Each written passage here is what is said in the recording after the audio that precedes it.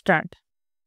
उद्योग क्षेत्रामध्ये आपल्या राज्याने अगदी पहिल्यापासून आघाडी मिळविलेली असली तरी अद्यापही ग्रामीण महाराष्ट्र हा कृषीप्रधान आहे. या सगळ्या ग्रामीण अर्थव्यवस्थेचा कणा सहकार चळवळ हाच आहे. महाराष्ट्राच्या प्रगतीत सहकार क्षेत्राचा वाटा लक्षणीय आहे. परिच्छेद. नव महाराष्ट्राचे शिल्पकार स्वर्गवासी यशवंतरावजी चव्हाण यांनी संयुक्त महाराष्ट्राची स्थापना झाल्यावर सहकार क्षेत्राकडे जाणीवपूर्वक लक्ष दिले. ग्रामीण भागातून नवे राजकीय आणि सामाजिक नेतृत्व उभे करायचे असेल तर त्यासाठी सहकार क्षेत्रच महत्त्वाचे ठरेल हे त्यांनी धोरणीपणाने ओळखले होते. म्हणून त्यांच्या काळात सहकाराच्या एका नव्या पर्वाची सुरुवात झाली. त्या काळात जे राजकीय नेतृत्व उदयाला आले त्या सर्वांचा पाया सहकार क्षेत्रच होते असे बारकाईने पाहिल्यास लक्षात येईल. आज परिस्थिती नेमकी उलटी झाली आहे. आधी राजकीय स्थान मिळवायचे आणि मग त्याचा आधार घेऊन सहकारी संस्था काढायच्या एवढे मोठे स्थित्यंतर या क्षेत्रात झाले आहे. परिच्छेद. यशवंतरावांच्या कार्याचा, विचारांचा आणि धोरणांचा केंद्रबिंदू सर्वसामान्य माणूस हा होता व त्यांचे जीवनमूल्य हे लोकशाही मूल्य होते. या दोन्हींचा मिलाफ सहकारात झालेला आहे. कारण सहकार चळवळीच्या धोरणांचा, विचारांचा केंद्रबिंदू माणूसच आहे आणि या संस्थांचा कारभारही लोकशाही पद्धतीने चालविला जातो. त्यामुळे सहकाराची कार्यपद्धती ही यशवंतरावांच्या व्यक्तिमत्वाशी जवळीक साधणारी आहे. सर्वसामान्यांच्या विकासाचे मूलभूत उद्दिष्ट नजरेसमोर ठेवून स्वर्गवासी यशवंतराव चव्हाण यांनी सहकार चळवळ गतिमान केली. पद्मश्री विखे पाटील, स्वर्गवासी वसंतदादा पाटील यांनी ती वाढविली. त्यांच्या सांघिक प्रयत्नांतून सहकार म्हणजे महाराष्ट्र असे चित्र राज्यात गेल्या 50 वर्षांत निर्माण झाले.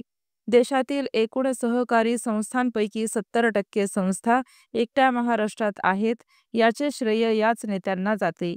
सहकाराच्या माध्यमातून साखर कारखानदारी कशी यशस्वी करता येईल याचा स्वर्गवासी यशवंतराव चव्हाण यांनी अभ्यास केला आणि सहकारी साखर कारखानदारीला राज्यात सर्वत्र पोषक वातावरण तयार केले.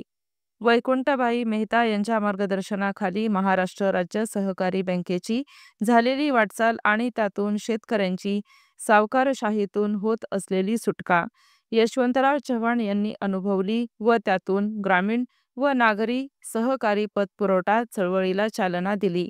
राज्याला सहकार चळवळीची 100 वर्षाहून अधिक काळाची परंपरा लाभली आहे.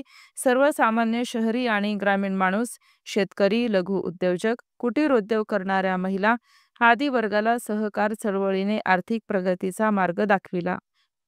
राज्यात प्रत्यक्ष अप्रत्यक्षरित्या सहकार चळवळीशी निगडीत असलेल्यांची संख्या सुमारे 5.5 कोटीच्या घरात आहे. म्हणजेच राज्यातील निम्मी जनता सहकाराशी संबंधित आहे.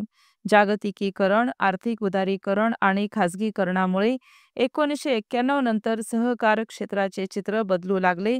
अनेक आव्हाने उभी झाली. या पार्श्वभूमीवर सन 2012 हे वर्ष आंतरराष्ट्रीय सहकार वर्ष म्हणून साजरे करताना या वर्षाच्या निमित्ताने बदलाचे वारे सहकार क्षेत्रात सुरू व्हावे अशी अपेक्षा व्यक्त करणे उचित ठरेल. सहकार चळवळीस भविष्यात खडतर अशा स्पर्धेस सामोरे जावे लागणार आहे. या पार्श्वभूमीवर ही चळवळ अधिक सक्षम, निकोप आणि व्यापक करणे ही या क्षेत्रातील प्रत्येकाची जबाबदारी ठरणार आहे. परिच्छेद. 97व्या घटनादुरुस्तीमुळे सहकार क्षेत्रात एक नवा अध्याय सुरू होणार आहे. राज्याच्या सहकार कायद्यातही सहकारी संस्थांची व्याख्या केलेली नव्हती. घटनादुरुस्तीमध्ये पहिल्यांदाच सहकारी संस्थांची व्याख्या केली जात आहे. यातील काही तरतुदींमुळे संस्थांचे भविष्यात निर्गुंतवणुकीकरण होणार नाही. तसेच व्यावसायिक भागीदारांना घेऊनही या संस्था चालविता येणार नाहीत. त्यामुळे आपल्या सक्षमीकरणाचे मार्ग या संस्थांना स्वतःच शोधायचे आहेत. स्टॉप.